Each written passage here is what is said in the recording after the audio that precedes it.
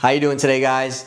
You're with SteveStaysSpoolin here, and we're gonna go over a couple things that I've done to my place to make my life easier and help me get towards my goals.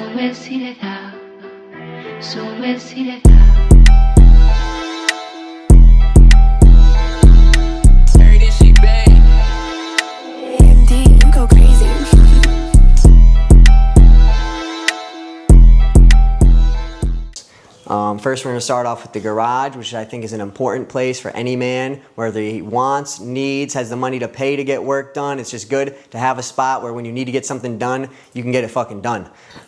With that being said, we're going to start with the lift. The lift is probably the most important thing in this garage, thing that takes up the most space and the most expensive, but it makes my job the easiest. It is the biggest help. Once you work with a lift, ask any mechanic, you're never going to want to work on the ground again. 17 years old, working on the ground with a jack, yeah, we got those. We don't need those. We use these, we put the car in the air, we walk under, and we get done what we need to get done. I had it blue, powder coated green and black. I always like Monster Energy Edition, and that's the reason for that.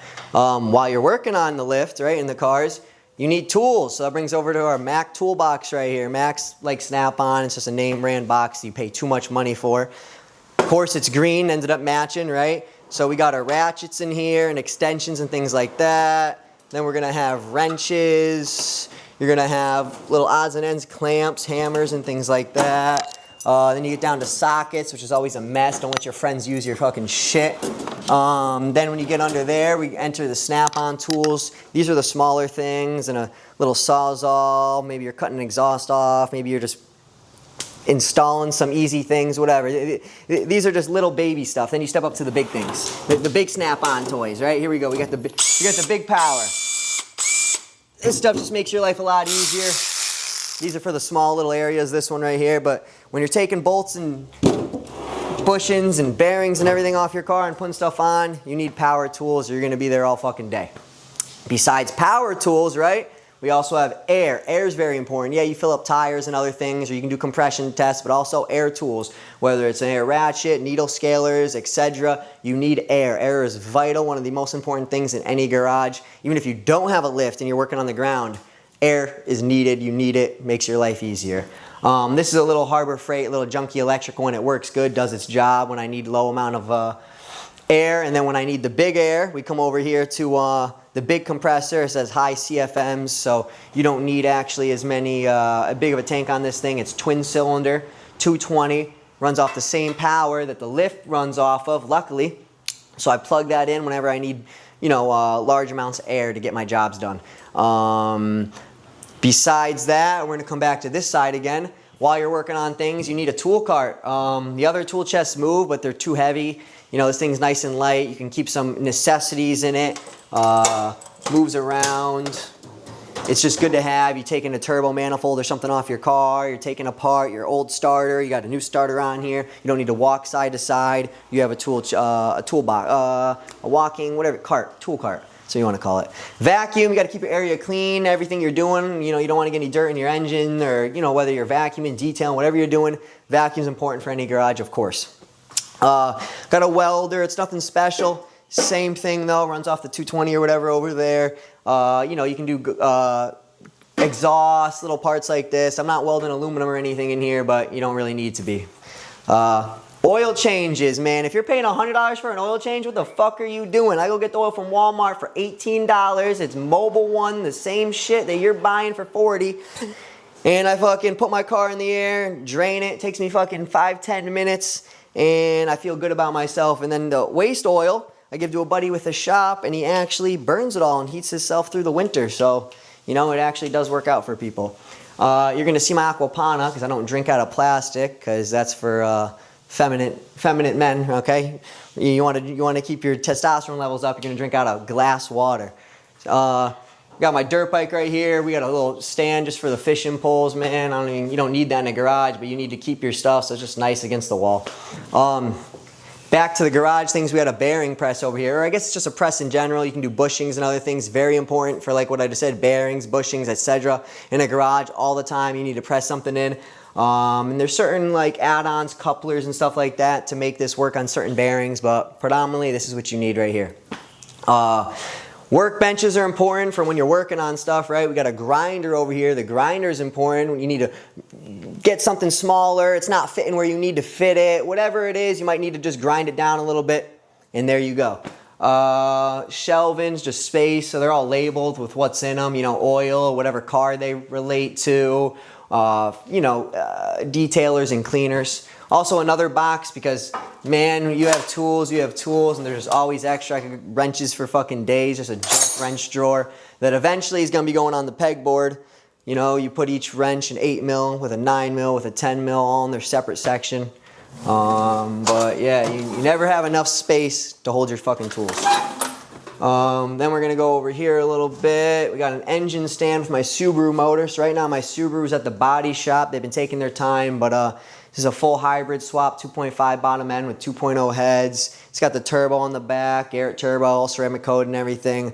Pairing, turbo manifold, everything right there, perfect. Right out, it came out of my car, ready to go back in once it's back from the body shop. Back to another workbench. You need vices. When you're working on things, you need vices. You need to clamp something down so it doesn't move while you're getting a bolt or something that's stuck out, or trying to press something out, or a million different reasons you need to screw something in. You need vices in a shop and attached to a workbench, right? Yeah, like the pegboard I was talking about, to hold tools I still got to set up. We got a generator right here. You never know when you're going to need power, whether you're out of power, you need to power something. Fucking, if you don't have a generator, what the fuck are you doing? Power washer, little electric johns. Yeah, the gas ones are nice, but sometimes easy just to plug it in and go. Million reasons you need a fucking power washer at your house or for your cars or whatever, but there's my power washer. And then it's fucking filthy right now, but here's a parts fucking cleaner. You got some injectors, a carburetor on a small motor, something you need clean. You throw the fucking cleaner in here, you throw the parts in here, and you let it sit. Uses like electricity to clean it. Let's see what else we got here. That's pretty much it, man. So I did the floor, made it nice. Anti-stick powder or whatever when I did it, so you're not all slippery even though it looks slippery.